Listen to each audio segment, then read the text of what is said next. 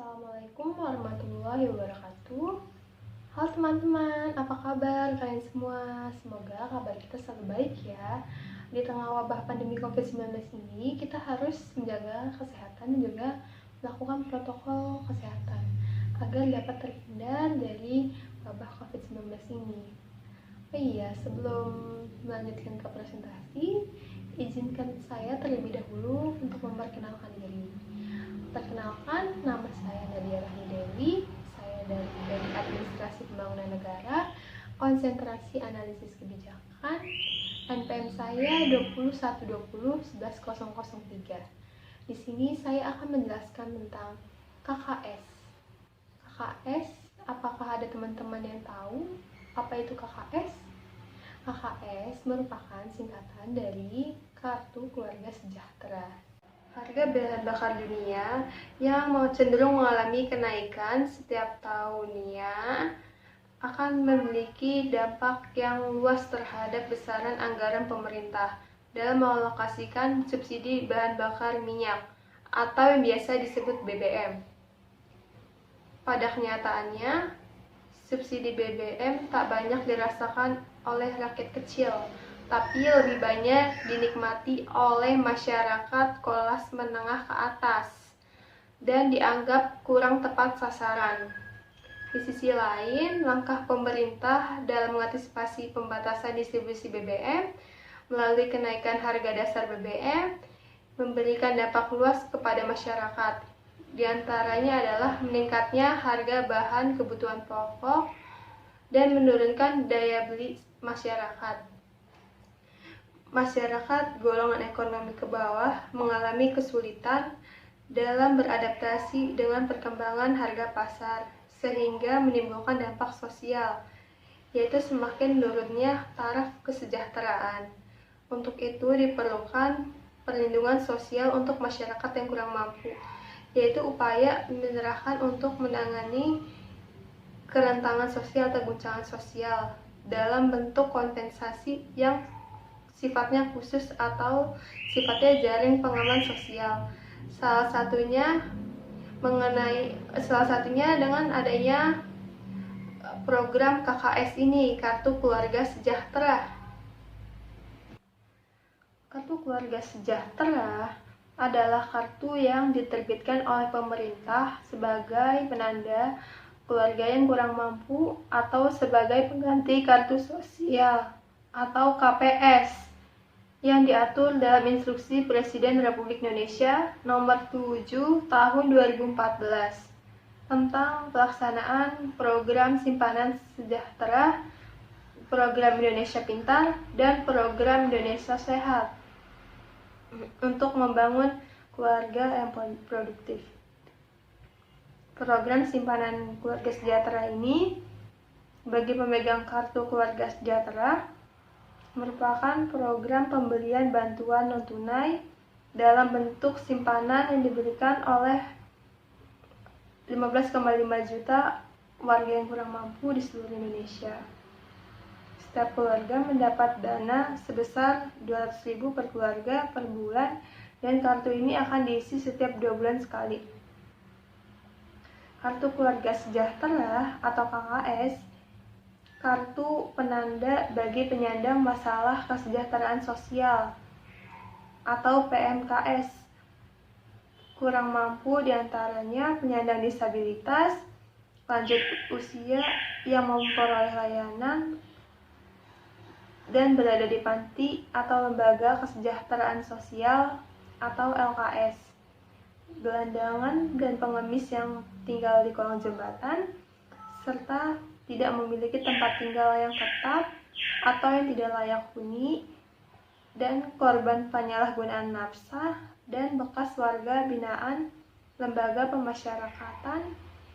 Kartu Keluarga Sejahtera atau KKS selama ini menimbulkan banyak kecemburuan di masyarakat karena pembagian kartu belum tepat sasaran dan belum merata. Bahwa ditemukan adanya data yang tidak objektif, dalam artinya masyarakat yang seharusnya menerima kartu keluarga sejahtera atau KKS sesuai dengan kasus ada masyarakat yang menerima kartu dan ada masyarakat yang tidak menerima kartu. Padahal kondisi sosialnya sama persis seperti keadaan sebelumnya. Setiap peluncuran program bantuan selalu timbulnya polemik di masyarakat. Begitu juga peluncuran kartu keluarga sejahtera ini atau KKS. Banyak masyarakat mengeluh karena masih ada tetangga yang kurang mampu, tidak mendapat bantuan, masih ada kartu yang muncul meskipun nama yang punya itu sudah meninggal. Bahkan rumah tangga tersebut sudah tidak menerima bantuan, tapi masih muncul sebagai sasaran program tersebut. Dalam pelaksanaannya, cukup banyak masyarakat yang kurang setuju dengan program pemerintah ini. Program KKS ini masih banyak yang kurang setuju. Ada yang berpendapat bahwa program kartu keluarga sejahtera ini kepada sasaran ini bersifat searching dan menimbulkan budaya malas, ketergantungan, serta meminta-minta belas kasihan kepada pemerintah, serta menumbuhkan budaya yang konsumtif. Karena KKS ini tuh salah sasaran. Fakir miskin yang diperintahkan oleh hukum tersebut tidak dilaksanakan dengan baik. Pengelolaan penanganan fakir miskin lewat pemerintah masih jauh dari tuntutan undang-undang dan harapan kaum fakir miskin karena kurangnya sosialisasi dari instansi terkait mengenai kartu keluarga sejahtera atau KKS. Penggunaan KKS dan penyalurannya belum tepat sasaran. Akan tetapi, ada juga masyarakat yang membutuhkan dan setuju dengan adanya program KKS ini. Walaupun jumlah dana yang diterima tidak begitu besar, akan tetapi beberapa kalangan menilai positif dengan adanya program tersebut akan menambah pendapatan atau pemasukan keluarga yang selanjutnya dapat menambah pemenuhan kebutuhan pokok sehari-hari. Namun, tidak jarang juga ada masyarakat yang kurang setuju dengan dijalankannya program kartu keluarga sejahtera ini. Di antara mereka justru lebih memilih atau membutuhkan suatu program penanggulangan kemiskinan yang lebih bermanfaat atau menunjang kelangsungan hidup mereka. Misalkan seperti penciptaan lapangan usaha atau lapangan pekerjaan dan program pendidik yang lainnya. Tujuan kartu keluarga sejahtera yaitu yang pertama, upaya meningkatkan kesejahteraan masyarakat yang kurang mampu melalui pelaksanaan program ini. Diperkenalkan penggunaan teknologi untuk menjangkau masyarakat kurang mampu agar penyaluran program bantuan dapat lebih baik dan efisien. Yang kedua, dengan adanya KKS dapat mengurangi resiko penyalahgunaan oleh oknum yang tidak bertanggung jawab. Karena jika bantuan sosial secara tunai, masih banyak oknum nakal yang memakan uang rakyat. Yang ketiga, bantuan program sembako dilaksanakan melalui program kesejahteraan melalui pembayaran elektronik yang dapat digunakan sebagai media penyaluran bantuan sosial melalui KKS ini. Manfaat adanya kartu keluarga sejahtera ini, kartu keluarga sejahtera dapat menyimpan kuota bantuan sosial yang teman-teman dapatkan dari pemerintah. Kartu keluarga sejahtera dapat digunakan untuk mengambil bantuan beras dan bantuan pangan non-tunai atau BPNT. Kartu keluarga sejahtera ini bisa digunakan untuk uang elektronik, kartu debit atau ATM yang bisa digunakan untuk transaksi perbankan seperti menarik saldo, membeli pulsa, membayar tagihan, dan sejenisnya. Selain itu, kartu ini bisa digunakan untuk menabung layaknya seperti kartu ATM biasanya. Outcome, akses dari kebijakan KKS ini, masyarakat yang kurang mampu harus membuat kartu tersebut terlebih dahulu melalui aparat pemerintah daerah setempat seperti RT, RW, atau kantor kelurahan atau kantor desa. Hal tersebut digunakan untuk menghimpun bantuan beras dan pangan non-tunai atau BPNT. Coverage ruang lingkup dan kebijakan ini mencakup masyarakat yang kurang mampu dan memiliki kartu KKS. Frekuensi kebijakan KKS diberlakukan dari tahun 2014 hingga sekarang, yang diberikan oleh 15,5 juta warga yang kurang mampu. Setiap keluarga mendapatkan 200.000 per bulan. Kartu ini diisi setiap 2 bulan sekali. Pada tahun 2015, KKS diberikan kepada 340.000 PMKS yang kurang mampu dalam panti atau LKS, atau yang tinggal di kolong jembatan, atau yang tidak memiliki tempat tinggal tetap, atau yang tidak layak huni. Bias kebijakan KKS ini sesuai dengan tujuannya, yaitu meningkatkan kesejahteraan masyarakat kurang mampu agar program dapat lebih baik dilakukan dengan efisien. Servis sosialisasi dan kebijakan ini masih banyak yang tidak sesuai dengan sasaran. Kebijakan KKS ini, banyak masyarakat kurang mampu ini belum banyak yang menggunakan KKS. Jadi dalam kebijakan KKS ini pemerintah tuh kurang bersosialisasi terhadap program ini. Jadi masih banyak masyarakat yang kurang paham terhadap program ini dan juga banyak masyarakat yang menyalahgunakannya. Akuntabilitas, dalam hal ini pemerintah menyerahkan kepada RT atau RW setempat yang menyatakan bahwa PMKS tersebut memang warga panti atau LKS atau masih ada KKS yang tidak dipegang langsung atau PKH.